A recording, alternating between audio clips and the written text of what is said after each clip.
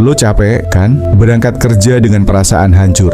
Balik ke rumah rasanya mau ngamuk. Kenapa? Karena tempat kerja lo isinya orang-orang toksik. Bos lo seenaknya, nyuruh ini itu kayak lo nggak punya hidup sendiri. Rekan kerja lo, ada yang pura-pura baik di depan, nusuk dari belakang. Ada juga yang kerjanya ngeluh doang, tapi kerjaan dilempar ke lo. Lalu, lo harus sabar, ngertiin mereka. Gak bisa bro, dunia ini keras. Dan kalau lo gak lawan, lo bakal diinjak-injak. Hari ini gue bakal kasih lo cara gimana ngadepin bos dan rekan kerja toksik tanpa harus main fisik atau keluar kerja.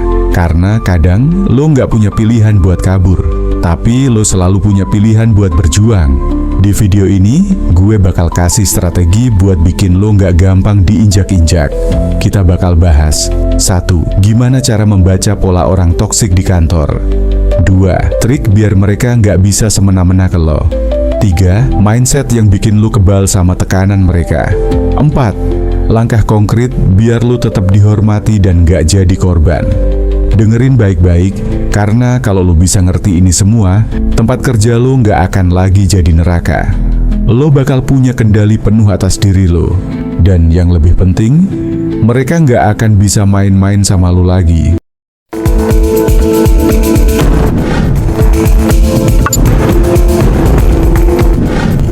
Sekarang sebelum lo bisa ngelawan, lo harus tahu dulu musuh lo siapa.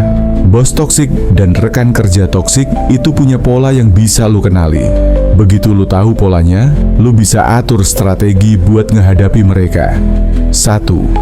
Bos toksik, si diktator dan si manipulator. Ada dua tipe bos toksik yang sering muncul di kantor. Si diktator, orang ini nggak mau denger alasan. Lo telat dikit, dia ngamuk. Lo salah dikit, dia hina lo di depan orang lain. Pokoknya lo dianggap budak, bukan karyawan. Si manipulator ini lebih licik. Di depan lo, dia pura-pura baik. Tapi di belakang, dia pakai kerjaan lo buat cari muka ke atasan. Kalau ada masalah, lo yang disalahin. Bos kayak gini bikin stres karena lo nggak bisa langsung kabur. Tapi tenang, nanti gua kasih cara buat ngehadapin mereka. 2. Rekan kerja toksik, si pengadu, si tukang lempar, and si tukang drama. Kalau bos toksik itu bikin lo tertekan dari atas, rekan kerja toksik bikin lo stres dari samping. Mereka ini sering banget nyusahin lo dengan berbagai cara. Si pengadu dikit-dikit ngelapor ke bos. Lo salah ngomong, dia rekam. Lo bercanda, dia putar cerita ke atasan biar lo kena masalah. Si tukang lempar, kerjaan dia selalu kebetulan jatuh ke lo. Kalau ada yang salah, lo yang kena. Si tukang drama nggak bisa lihat orang tenang.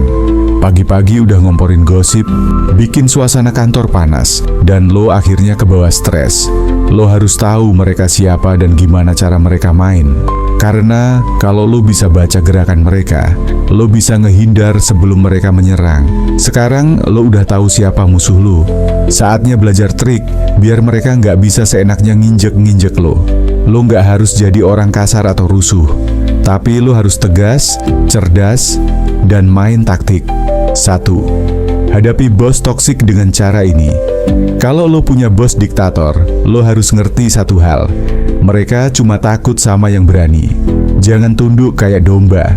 Tetap hormat, tapi jangan kelihatan takut. Caranya, tahan kontak mata pas dia marah. Jangan langsung nunduk atau minta maaf kalau lo nggak salah. Tatap aja, dengerin, lalu jawab dengan tenang. Jangan kasih alasan lemah. Kalau lo telat atau ada kesalahan, kasih alasan yang solid dan tunjukin solusi. Jangan merengek, gunakan pertanyaan balik. Misal dia bilang, "Kenapa kerjaan lo lambat?" Lo bisa jawab, "Mungkin saya bisa lebih cepat kalau prioritasnya jelas, Pak. Mana yang harus saya selesaikan dulu?" Bos diktator bakal mulai lihat lo bukan sekadar bawahan lemah. Kalau bos lo manipulator, lo harus main lebih cerdas. Simpan bukti. Jangan percaya omongan dia. Semua komunikasi kalau bisa lewat email atau chat tertulis. Jangan gampang dipancing. Dia mungkin bakal pura-pura baik buat ngejebak lo. Tetap jaga batasan. Balikan tekanan. Kalau dia nyalahin lo, tetap tenang dan tanya, apakah ada arahan spesifik sebelumnya? Ini bikin dia sadar kalau lo nggak gampang dijadikan kambing hitam. 2. Hadapi rekan kerja toksik dengan trik ini. Si pengadu, jangan kasih dia bahan buat ngadu. Kalau dia ngomongin orang lain, jangan ikut-ikutan. Jawab netral kayak, "Oh ya, gue kurang tahu soal itu." Si tukang lempar, kalau dia nyoba kasih kerjaan ke lu, balik tanya, "Oh, ini kerjaan lu, kan? Gue bantu kalau gue udah selesai sama kerjaan gue." Si tukang drama, jangan jadi audiens. Kalau dia mulai ngompor-ngomporin, tinggalin aja. Orang drama butuh penonton.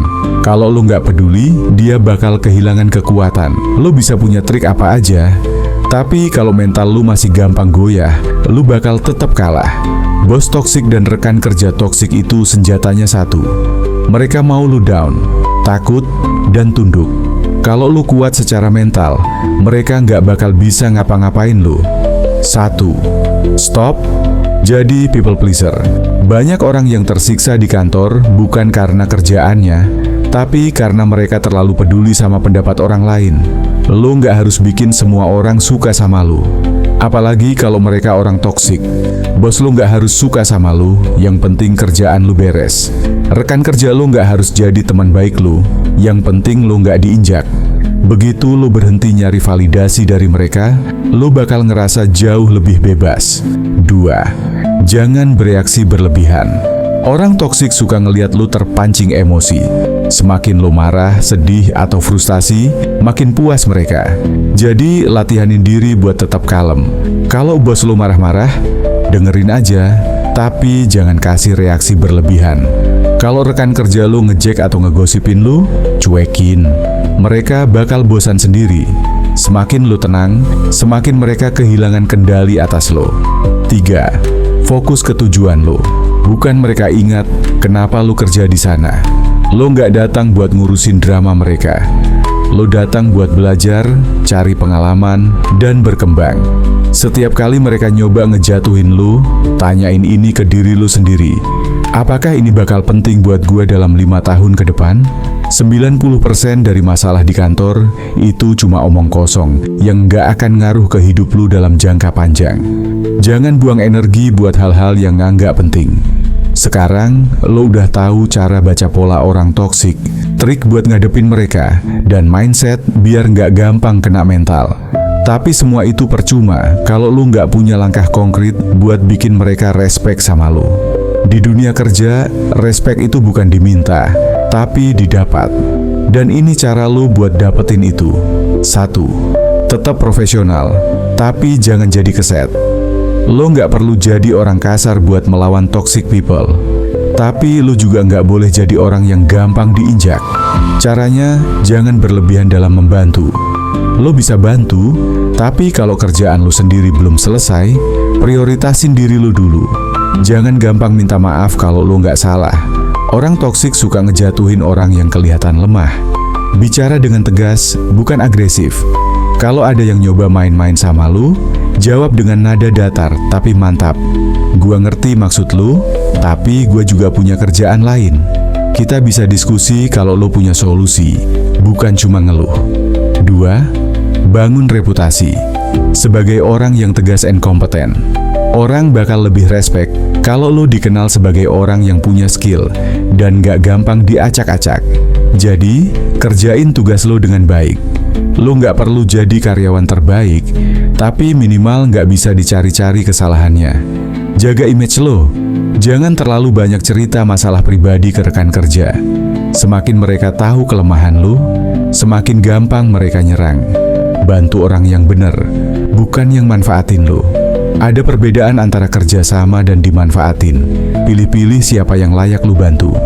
3. Punya plan B and jangan takut keluar. Kalau udah kelewat toksik, kadang meskipun lo udah coba semua cara, lingkungan kerja lo tetap nggak sehat. Kalau udah begini, lo harus siap buat keluar. Tapi jangan asal keluar tanpa rencana. Bangun skill baru di luar kerjaan utama lo. Biar kalau suatu saat lo harus pergi, lo nggak panik. Cari koneksi di tempat lain. Makin banyak relasi, makin gampang lo cari tempat kerja yang lebih baik. Jangan takut ninggalin lingkungan toksik.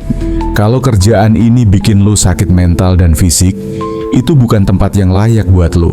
Sekarang, lo udah punya semua yang lo butuhin buat menghadapi bos dan rekan kerja toksik. Lo bukan korban, lo punya kendali atas diri lo sendiri. Gua tahu, gak semua hal bisa langsung berubah dalam semalam.